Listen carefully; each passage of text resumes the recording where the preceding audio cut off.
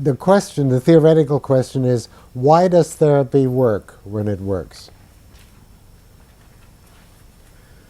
And that's the question. Now look what I do. First I get very specific about how I would like that question to go before I try to answer it. So how I would like it to go is, why would it help anybody to say, to talk about, to express their trouble?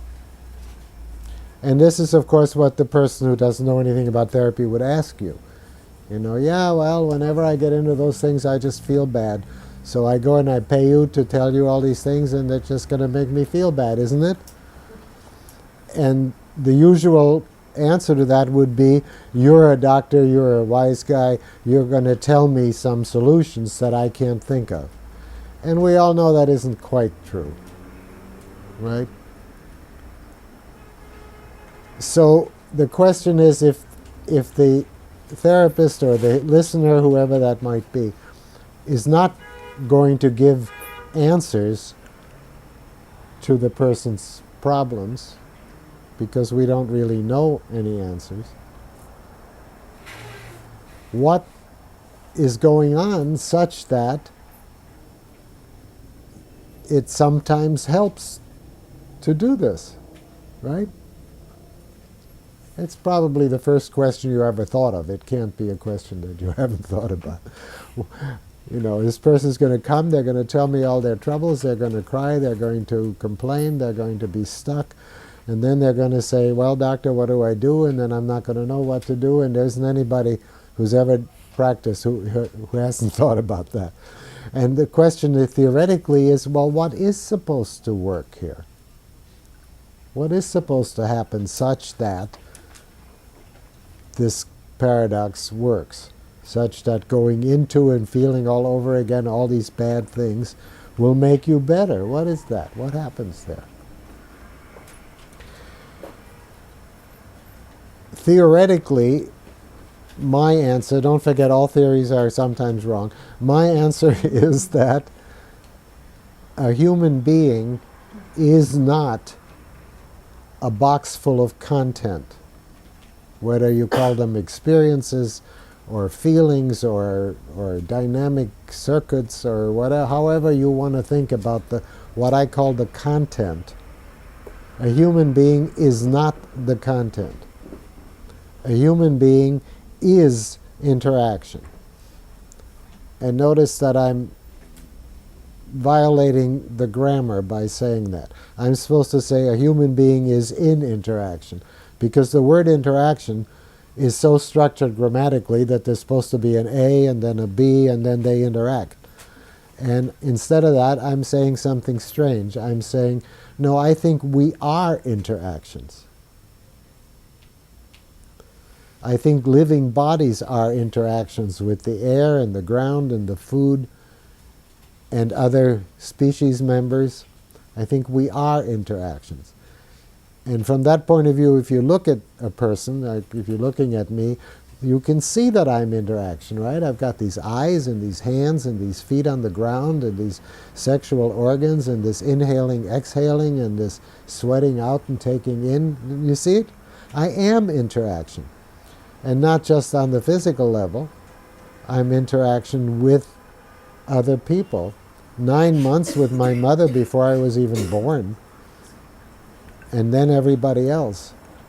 The people in my so-called head, which is really further down than just my head. All those people from the past and my present life and you people here. And then I am also a special kind of interaction with myself. So while I'm talking, that's going on more below. But when I stop, right away I talk to myself. I say, do you think you said it? Do you think that made sense to them? Do they look like they're, you know? So that too is interaction. Now, when I think of a person as being interaction, then of course it makes sense that in interacting with a new person, they're going to be different, right? Now, they taught us that we're supposed to be an integrated individual and that it's really too bad that we're so different with different people. But I don't think anybody ever got past there. If you sense yourself in different relationships, how different you are with different people. And what different things they would say about you, too, from that difference. You know, it isn't so much that different friends of mine have different perspectives. I'm different with them. They're all telling you more or less some mix of the truth and their own, of course. So my job then as a therapist is to be the kind of interaction that we would expect to make the person better. Do you follow me? Now the puzzle, the paradox is solved. We understand now that it isn't that the person is going to lay out all their bad things and as a result of that they'll be better. Rather, the person is going to lay out all their bad things to me, or with me, or at me. And even if I don't say anything, it's a very different thing to do that with another person. Of course, then next we want to ask, well, what kind of person, and so on, and we'll get to that. But with each person, really, it's different, and it's very different from doing it alone.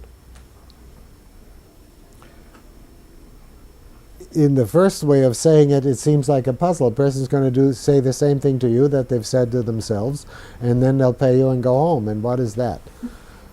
But actually, the content is not the person. The content is different even if it sounds the same.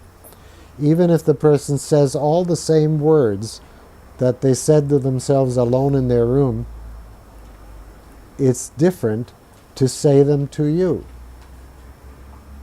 It's a different living process.